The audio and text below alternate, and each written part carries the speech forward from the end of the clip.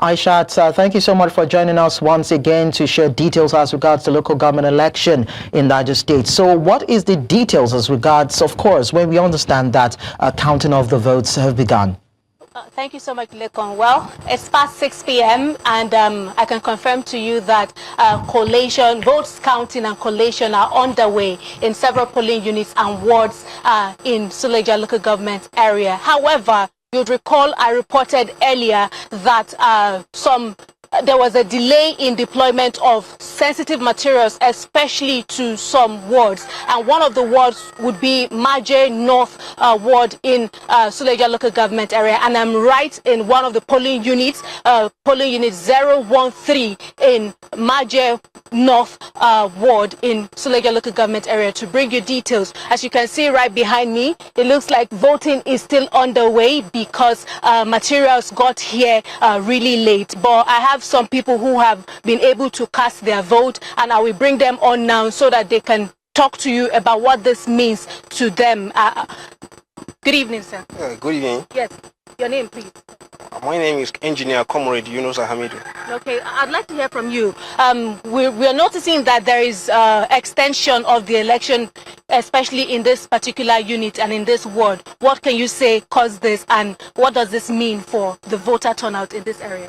Honestly and sincerely speaking, the reasons for the delay of the votes is because sensitive material arrived at the polling units very late, and that is due to logistic problems that we have since morning. That has really been a challenge.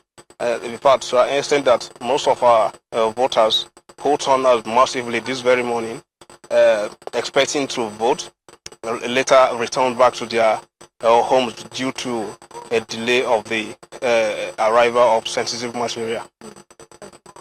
Well, Lekon, you have heard from one of the residents who cast their votes here not quite long, and he has said that due to the delay in deployment of sensitive materials to this particular ward, it affected the voter turnout. I'll also bring one person who has just cast his vote. He is an election observer in this particular unit. Good evening.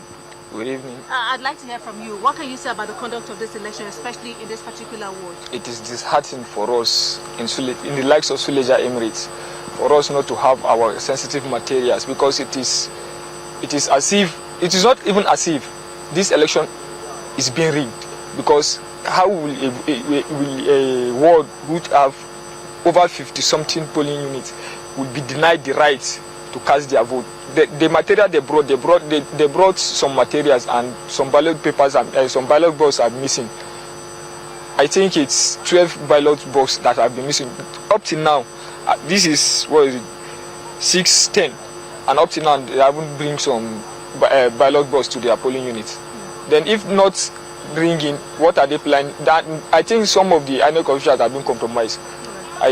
This is not what Nigeria is supposed to be. We are not supposed to be moving backward. This is a new change. They told us this is the era of new beginning, and the president now said it's a renewed hope, and that hope, that's what we are trying to change, but there is no hope again. Thank you so much. Well, Lekon, you have heard from another person in this particular ward, and he is alleging that perhaps voter rigging must have taken place, and INEC officials are compromised due to the fact that election is yet to commence in some polling units within this particular ward, Niger North. Over to you, Lekon.